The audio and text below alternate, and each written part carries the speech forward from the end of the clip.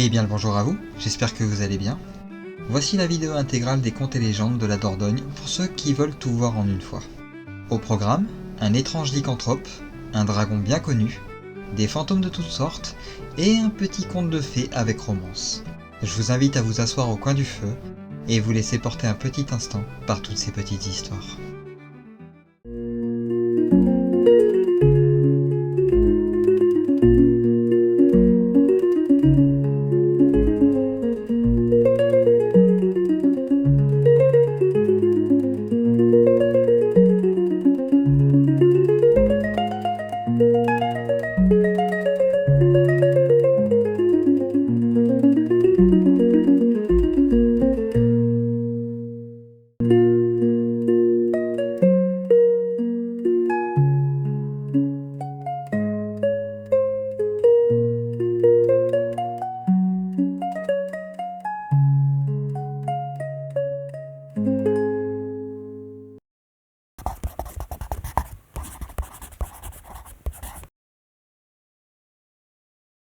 C'est une nouvelle créature que nous pouvons ajouter à notre petit bestiaire français aujourd'hui, car je vais vous parler d'un être pas si différent d'un loup-garou.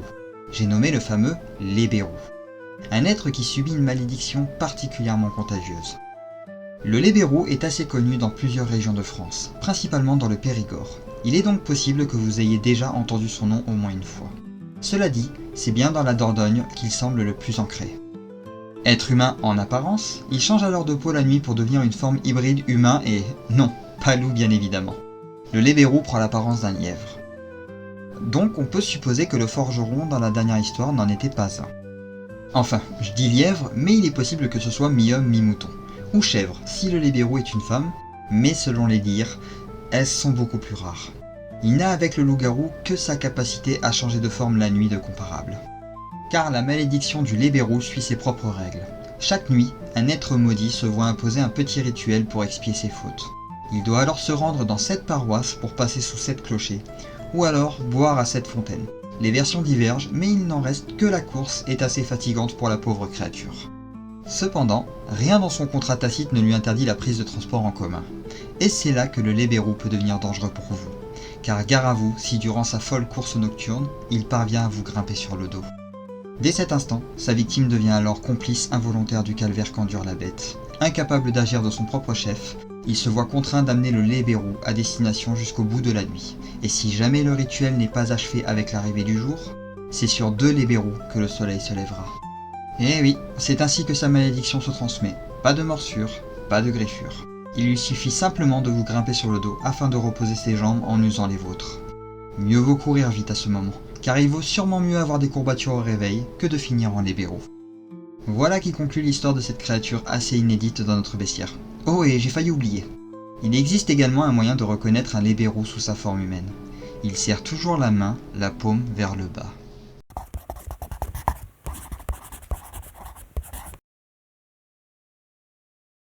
C'est une créature déjà vue dans d'autres endroits du sud de la France, un dragon qui a fait beaucoup parler de lui, j'ai nommé la couleuvre. Une bête qui, dans cette histoire, prend des allures de serpent géant. Car c'est dans son nom que l'on peut trouver la meilleure des descriptions après tout. Dans le langage occitan, couleuvre signifie serpent.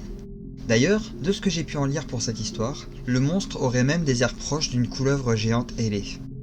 Quoi qu'il en soit, elle aurait fait parler d'elle aux alentours de la Linde, terrorisant ainsi la région il y a fort longtemps. Ayant fait d'une ancienne antre druidique son repère, elle demeura bien cachée, presque introuvable pour des hommes lui donnant la chasse. Ce qui est assez curieux quand on est au fait de sa taille. En effet, le monstre est si grand que lorsque sa tête atteint la rivière pour y boire, sa queue, elle, demeure encore au sommet de la falaise qui la surplombe. Et si seulement il n'y avait que sa taille?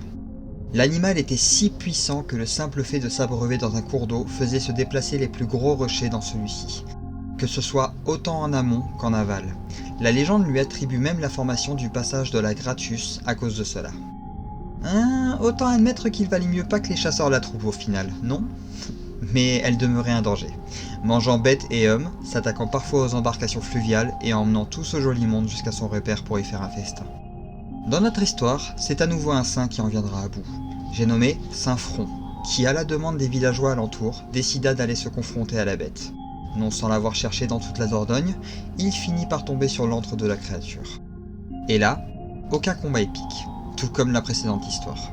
L'homme conjura la bête par la foi, effectuant un signe de croix en bannissant le monstre de toute zone habitée de la région, voire même tout endroit où les humains étaient passés.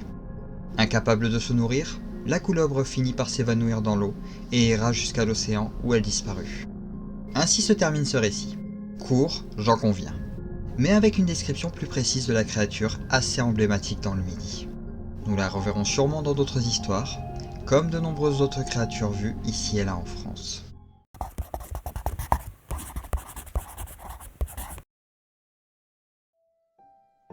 Les fantômes sont assez récurrents dans nos petites histoires. Où que vous alliez dans le monde, vous pourrez y voir différentes itérations dans les folklores locaux. Certains fantômes naissent de causes joyeuses, de souvenirs ancrés dans les vivants ou encore dans certaines traditions. Mais en France, rarement un fantôme ne peut naître d'une cause joyeuse et viennent bien plus souvent de drames. Accidents, meurtres, personnes ayant versé dans la démonologie ou encore âmes vendues au diable. Comme vous pouvez vous en douter, il y a rarement des fins heureuses. La Dame Blanche de Puymartin était à l'origine Thérèse de Saint-Clar, qui fut surprise par son mari de retour de guerre alors qu'elle le trompait avec un amant. Autant dire que la réaction du mari fut instantanée. Déjà, l'amant ne connut pas une espérance de vie très longue à la suite de cela. Quant à Thérèse, elle fut emprisonnée et demeura dans sa cellule jusqu'à sa mort, car on l'y avait emmurée. Elle ne put donc en sortir qu'une fois morte, à l'état de fantôme. À partir de là, de nombreux témoignages se sont fait connaître, prétendant avoir vu la dame à divers endroits dans le château de Puymartin. L'on prétendait l'avoir vue dans les escaliers, dans sa cellule, ou sa chambre, ou encore les chemins de ronde. De nombreux habitants du château ainsi que des visiteurs de passage l'auraient aperçue lors de ces rondes. Le comte Henri de Montbron l'aurait également vue à plusieurs reprises, ainsi que son fils Xavier, qui aurait affirmé qu'il ne s'agissait pas d'une simple légende, elle était bien là, présente et visible. Même si je me permets de vous rappeler de garder du recul sur ce genre de choses. Une chose est sûre, elle n'est pas dangereuse et se veut même assez accueillante, ce qui est assez inhabituel pour un fantôme de ce type. Bien qu'on a déjà pu en voir qui cherchaient à mettre en garde contre des dangers, la plupart torturent psychologiquement leurs victimes, voire pire. Non, la Dame Blanche du château de Puymartin est là, faisant sa vie, enfin, sa mort plutôt, sans paraître intéressée par les habitants du château. Peut-être ne les voit-elle pas, ou bien cherche-t-elle quelque chose. Son amant disparu avant sa mort, qui sait? Ne restent que les questions en réalité, car aucune réponse ne peut être donnée. Enfin, nous avons fait le tour de cette histoire qui s'avère être l'histoire de fantôme la plus célèbre du Périgord, et qu'elle semble attirer bien des curieux voulant observer la dame lors de ses rondes, y compris des spécialistes du paranormal, et qui sait, peut-être moi aussi un jour.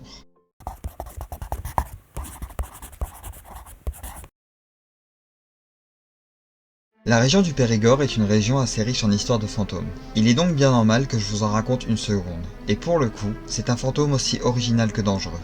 Car contrairement au fantôme de la dernière vidéo, celui-ci aurait causé des morts par sa simple apparition.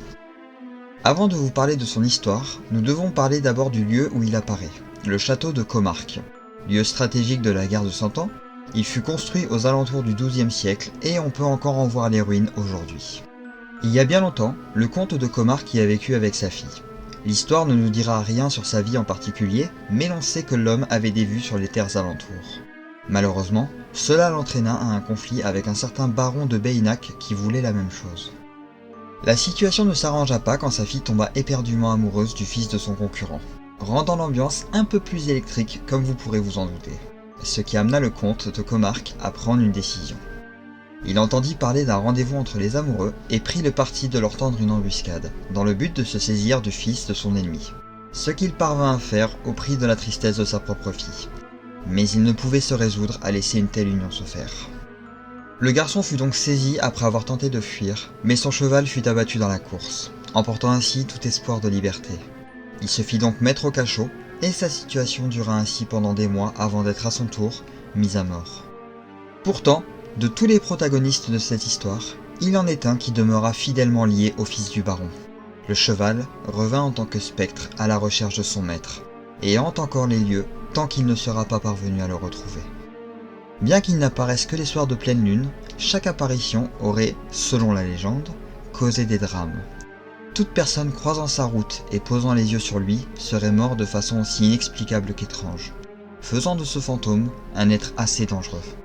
Une histoire bien tragique qui nous rappelle que certains animaux peuvent nous être fidèles même au-delà du trépas. Le fantôme du cheval de Comarque errera à jamais tant qu'il ne retrouvera pas son cavalier. De par son apparence et son but, il est un peu hors catégorie dans le genre, vous ne trouvez pas ?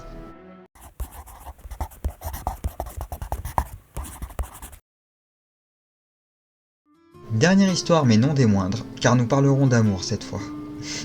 Bien qu'il y ait aussi des fées, car elles sont de ces êtres ayant marqué nos régions, et l'on peut en retrouver dans de nombreuses histoires ici et là. Mais celle que je vais vous conter concerne aussi un homme, que l'on nomme Pierry, un jeune musicien qui fit un pari, celui de faire danser les fées de l'étang de la Djemaï, alors qu'il venait de jouer les musiciens durant une nuit de noces non loin de là. Galvanisé par la confiance de son talent, il prit donc le chemin de l'étang, sûr de son idée. Bien caché dans les feuillages, il patienta, la nuit avança jusqu'à atteindre minuit. Et ce fut à cet instant qu'il jura avoir vu quelque chose bouger. Sa confiance venait un peu de s'effriter d'ailleurs. Car il avait bel et bien vu des fées, dansant une ronde, jouant et riant. Toutes aussi belles les unes que les autres, elles l'invitèrent à se joindre à la fête sans aucune méfiance. L'homme surpris dans sa cachette accepta alors de danser avec elles. Ils dansèrent tous ensemble jusqu'à ce que le souffle finisse par manquer à Pierry, mais elles lui firent boire un étrange miel qui lui redonnèrent toutes ses forces. Se rappelant de son pari, il leur avoua qu'il allait à son tour les faire danser. Sortant son accordéon, il joua un air au grand étonnement des fées qui se laissèrent rapidement prendre par le rythme, et la valse se reprit alors. Il joua et joua encore jusqu'à ce que la nuit laisse place au lever du jour, et les fées disparurent dans la brume comme un doux songe. L'homme, n'y croyant pas ses yeux, chercha du regard une fée en particulier avec laquelle il avait pu danser. Une ombre désormais dans la brume. Il tenta de l'approcher en lui criant son amour, mais aucun corps autre que l'humidité du matin ne rencontra ses bras. Il suivit encore la silhouette de brume jusqu'à ce que celle-ci s'arrête face à lui après une longue course dans la lande. Plus jamais il ne voulait la quitter. Elle l'enlaça et la brume se fit plus épaisse. Tous deux avaient, à jamais, disparu aux yeux des humains. C'est ainsi que les fées embrassent celui qu'elles aiment, dit-on. Parfois, on peut encore, non loin de l'étang, entendre le son d'un accordéon et les rires féminins. Pierry reste à tout jamais parmi elles, offrant moments de joie et de fête pour ces êtres si bienveillantes.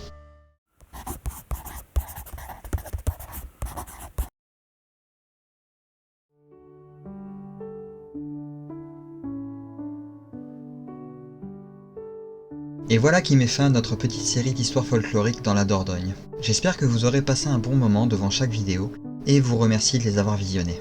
On se retrouve assez rapidement pour une petite découverte ainsi qu'une fable de La Fontaine.